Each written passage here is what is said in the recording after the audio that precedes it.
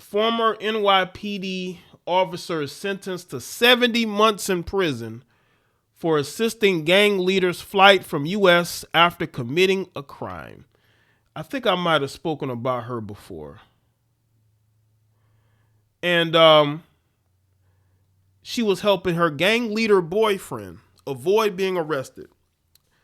We see it with correction officers. We see it with police officers. These women put on a badge and they will actively go and get into relationships with guys that are drug dealers, gang bangers, woman beaters, right? And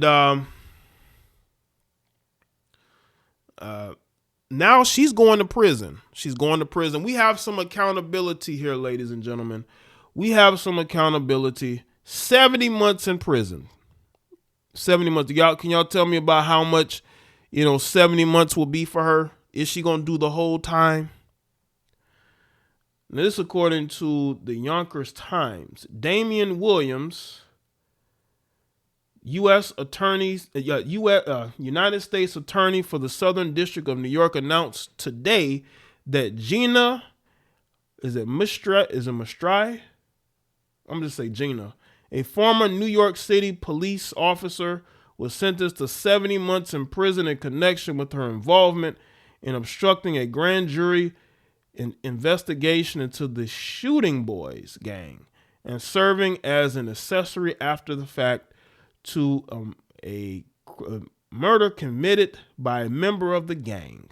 Now, Gina pled guilty to the charge on December 7th, 2023 in Manhattan Federal Court before U.S. District Judge Denise L. Cote, who imposed today's sentence. U.S. Attorney Damian Williams said Gina betrayed and abused the trust placed in her by the NYPD and the people of New York. She swore to protect the public from criminal activity, but instead participated in significant crimes of her own by passing confidential information to a gang leader and helping him evade capture for the murder of a rival gang member. For violating her oath to the citizens of New York City and her fellow police officers, Gina has been sentenced to spend more than 5 years in federal prison. So she's only getting about 5 years. Is she going to do the whole 5 years? According to the allegations in the indictment and other documents filed in federal court and based on statements made in public proceedings, Gina was an NYPD officer assigned to the 52nd Precinct Public Safety Unit in the summer of 2020. A major focus of both the precinct and the Public Safety Unit was the reduction of gun violence in the area. Much of the violence was attributed to the members of the Shooting Boys, a violent street gang based in University Heights section of the Bronx. In or about June 2020, Gina began communicating with Andrew Doan, aka Kabbalah, the leader of the Shooting Boys.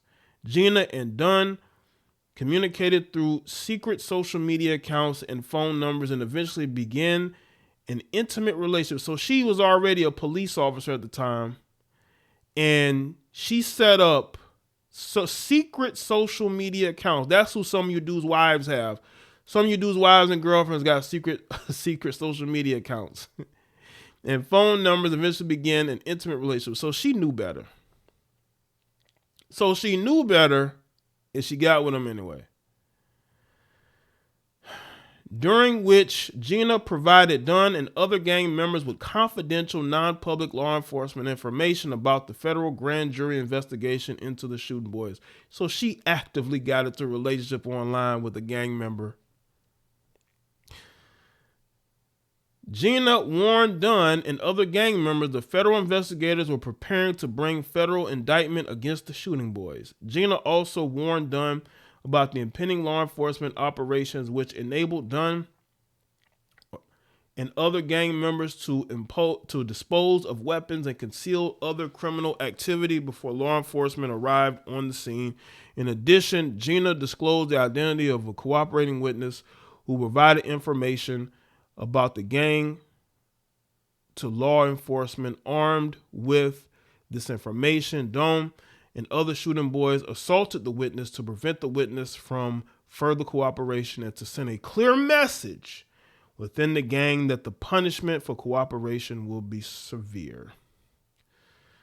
On or around November 5th, Dawn shot and killed a rival gang member, Victim A, as Victim A sat in his car at Cromwell Avenue in the Bronx. NYPD detectives investigating the crime recovered security camera video, the video capturing Dawn's commission of the crime. Several members of the 52nd Precinct, including Gina, were tasked with identifying the shooter in the video. In fact, Gina was ultimately one of several officers who actually identified Dawn as the perpetrator.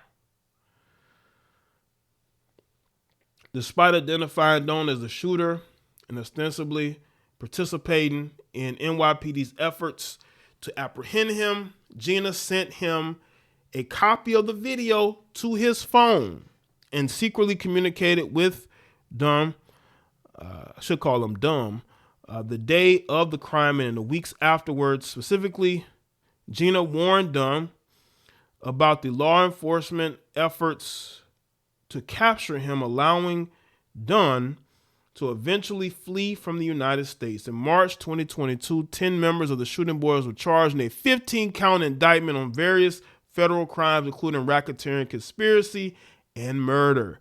Dunn was charged with murder of victim 1 and was apprehended in the Dominican Republic several months later. In November 17, 2022, Dunn pled guilty to racketeering, conspiracy, and admitted his role in the murder of victim 1.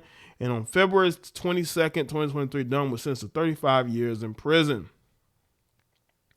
Gina, who lived in Mohegan Lake and is a mother of 2, so she has 2 children. This heifer got 2 children and just threw it all away just for a gang member. This is where we at. And I'll tell you, I've seen so many stories of female correctional officers, and you're starting to see, women police officers getting involved with these guys because they've always grown up with a fetish for thugs. This woman put her career and freedom up there just so she can get with a thug. And now she's sitting in prison as a felon. Or I don't know if she's been sent already. She's probably been sent already because she was sentenced last year.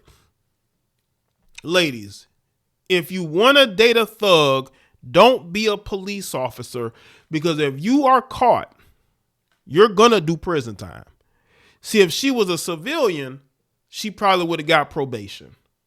But she's going to federal prison, and yes, she's probably going to have to do the majority of that time. See, if she was going to state prison, she may only have to do maybe half of that. But she's going to federal prison. They're going to make sure she do as much time as possible. And she'll never be a police officer again. It's going to be hard for her to get employment. So that's where her life is, but that's the type of life that she chose, which is really stupid to me.